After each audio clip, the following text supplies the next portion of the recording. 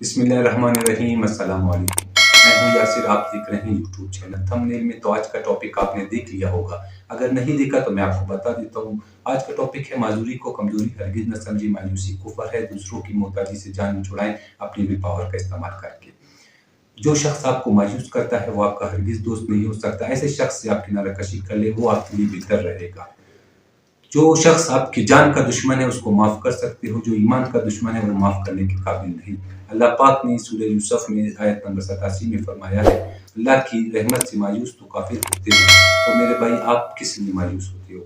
इस तरह अल्लाह पाक दिन को रात में बदलने पर कादिर है और रात को दिन में बदलने पर कादिर है। और जिस तरह अल्लाह पाक मुर्दों से जिंदों को पैदा करने पर कादिर है, और जो अल्लाह समंदर की तह में पत्थर के अंदर कीड़े को रिस्क देने पर कादिर है, और वो अल्लाह मूसा अलैहिस्सलाम को फिरौन के घर में महफूज रख कर परवरिश करके रिस्क देने पर कादिर है। वो अल्लाह जो यूसुफ अलैहिस्सलाम को कुएं में महफूज रख कर रिस्क देने पर कादिर है। वो अल्लाह ईसा अलैहिस्सलाम को बिना बाप के पैदा करने पर कादिर है। वो अल्लाह यूनुस अलैहिस्सलाम को मछली के पेट में महफूज रख कर रिस्क देने पर कादिर है। वो अल्लाह इब्राहिम अलैहिस्सलाम को आग में महफूज रख कर रिस्क देने पर कादिर है। वो अल्लाह अय्यूब अलैहिस्सलाम को बीमारी में महफूज रख कर रिस्क देने पर कादिर है। तो वो अल्लाह आपकी बीमारी या मेरी बीमारी या मेरी डिसेबिलिटी या आपकी ख़त्म करना अल्लाह के लिए कोई बड़ी मुश्किल नहीं।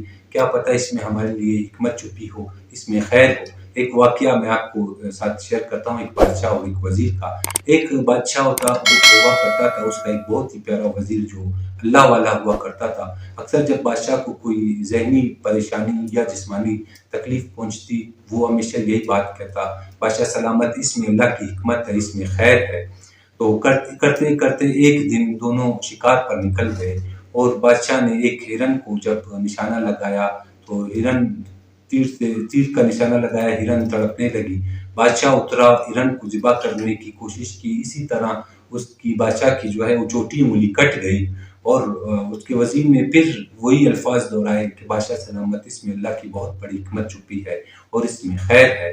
तो बादशाह गुस्से में आकर अपने वकील पर जो है वो नदामत करने लगा और कहा, तुम हमेशा खैर की और हिकमत की बातें करते हो, मुझे तकलीफ हो रही है, दफ़ा हो जाओ मेरे सामने से, और मेरे सामने आइंदा आप नहीं आना, और तुम वजारत से भी निकाल दिए जाते हो। इसी तरह कुछ अरसा गुजर गया, और बादशाह का वो जो कटा उंगली था, वो जख्म वो बढ़ गया। तो इसी तरह करते करते फिर बादशाह एक दफ़ा फिर शिकार पर चले गए, मगर इस दफ़ा वो वजीर उनके साथ मौजूद नहीं था। तो बादशाह जंगल में कहीं भटक गए, और जंगलियों के हत्थे वो चढ़ गए, गिरफ्तार कर लिए गए। फिर जंगलियों ने उन्हें अपने सरदार के पास ले गए, और बदकिस्मती से वो देवताओं की पूजा करते थे। सरदार ने जब बादशाह को देखा, कहा कि ये तो काफी अट्टा कट्टा नौजवान है, इसको हम अपनी देवी को बलि चढ़ाएंगे। तो जब बादशाह को वो मखसूस लिबास पहनाकर बलि के जगह पर लाया गया, और जल्लाद के हाथ में तलवार थमा दी गई। जब जल्लाद की तलवार थमा दी गई तो जल्लाद का तलवार हवा में तबाह उनके सरदार की बादशाह की उंगली पर नजर पड़ी, और जल्लाद से कहा, ठहर जाओ, ये तो इसकी तो उंगली कटी है, इसकी तो बलि भी हमारी देवी देवता कबूल नहीं करेंगे, इसको तो आपने क्यों लेकर आए, इसे जाकर छोड़ दो, कोई सही ऐसा अट्टा कट्टा जवान पकड़ कर ले आओ जिसको हम अपनी देवी को जो है वो बलि दे। तो बादशाह को वजीर की वो बात याद आ गई, जिस टाइम पर वजीर को उसने निकल जाने को कहा था। तो फिर बादशाह ने अपने दरबार में पहुंचकर उस वजीर को तलब किया कि आज आपकी बात बिल्कुल हकीकत साबित हुई कि मेरी उंगली जब कटी तुमने कहा इसमें खैर है, इसमें अल्लाह की तरफ से कोई बहुत बड़ी हिकमत है, और आज इस कटी उंगली की वजह से मेरी गर्दन बच गई।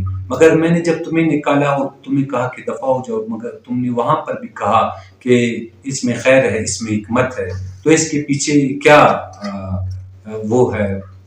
तो बादशाह के उस वजीर ने कहा, बादशाह सलामत, मैं अक्सर आपके साथ हुआ करता था, अगर आप मुझे उस दिन न निकालते तो मैं भी शायद आज आपके साथ भटक जाता, और आपको छोड़ के वो मेरी बलि चढ़ा देते। तो जब आपने मुझे निकाला, मैंने अल्लाह का फैसला समझकर कबूल कर लिया और कहा इसमें हिकमत है, इसमें खैर है। इस तरह आपकी भी जान बची اور میری بھی جان بچی۔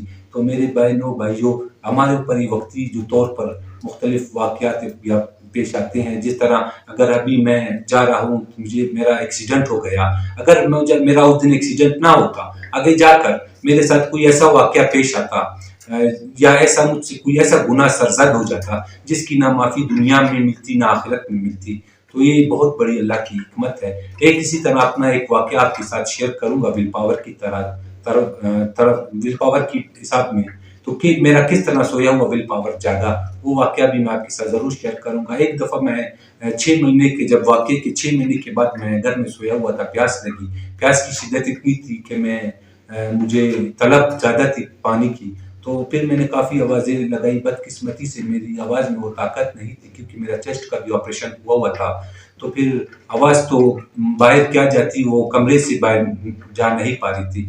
ہم جوائنٹ فیملی میں رہتے تھے، اوپر ہماری فیملی تھی، نیچے چاچا کی، تو اس دن چاچا کی فیملی بھی چھٹی منانے کہیں گئے ہوئے تھے، تو پانی مجھے تقریباً رائٹ سائڈ پر بیڈ کے اوپر 3 فٹ کے فاصلے پر پڑا تھا۔ میں نے اپنے ہاتھ بھی لمبے کیے مگر میں پانی تک نہیں پہنچ سکا۔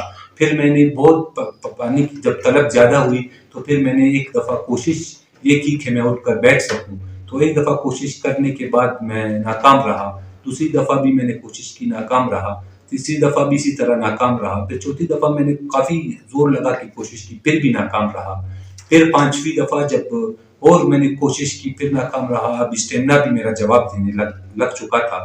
پھر میں نے بہت ہمت کرنے کے بعد جا کر اپنے ہاتھوں کے ذریعے جب میں نے اپنے آپ کو اوپر اٹھایا تو میں آدھا اٹھ چکا تھا، اس کے بعد میں کرتے کرتے اپنے ہاتھوں کے ذریعے میں آ کر اپنے بیڈ پر بیٹھ گیا، مگر ابھی بیلنس مینٹین کرنا میرے لیے مشکل تھا کیونکہ فرسٹ ٹائم 6 مہینے کے بعد میں فرسٹ ٹائم اٹھ کر بیٹھا رہا اور میں اپنا بیلنس مینٹین نہیں کر پا رہا تھا، کبھی رائٹ سائڈ پر تو کبھی لیفٹ سائڈ پر یا کبھی بیک سائڈ کی طرف میں گر رہا تھا، اور میں اپنے آپ کو کوشش اپنے ہاتھ پر اسی طرح میں نے اپنا بیلنس اپنے ہاتھوں کے ذریعے مینٹین رکھا اپنا، اور بدقسمتی یہ کہ میرے فوم کے اوپر ایک شیٹ ڈلا ہوتا تھا جسے ایئر شیٹ کہتے ہیں، وہ بیڈ سول کے لیے لگایا جاتا ہے، تو وہ بھی لگا ہوا تھا، اس کی وجہ سے بھی انسان جو ہے ان بیلنس ہو جاتا ہے۔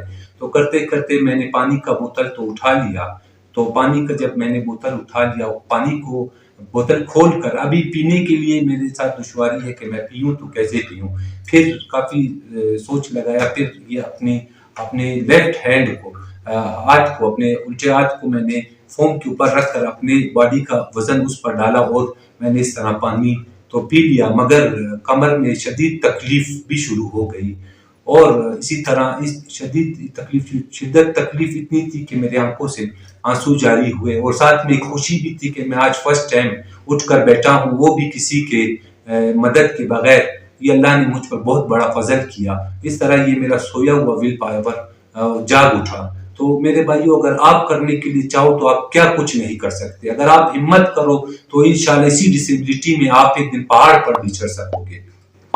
تو جاتے جاتے آپ کو حضرت علی رضی اللہ تعالیٰ عنہ کا ایک قول بھی سنا دیتے ہیں۔ حضرت علی رضی اللہ تعالیٰ عنہ نے فرمایا، جو شخص آپ کو دنیا اس ٹائم تک نہیں ہرا سکتی جب تک آپ خود سے نہ ہار جاؤ، جب آپ ہمت کرو گے تو پھر ہی آپ میں کھڑے ہو سکو گے یا بیٹھ سکو گے، ورنہ آپ کے لیے کوئی کچھ نہیں کرے گا۔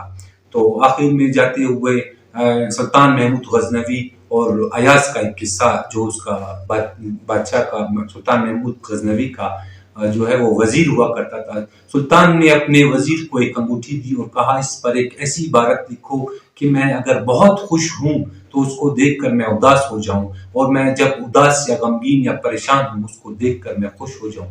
تو ایاز نے اس انگوٹھی پر لکھا، یہ وقت بھی گزر جائے گا۔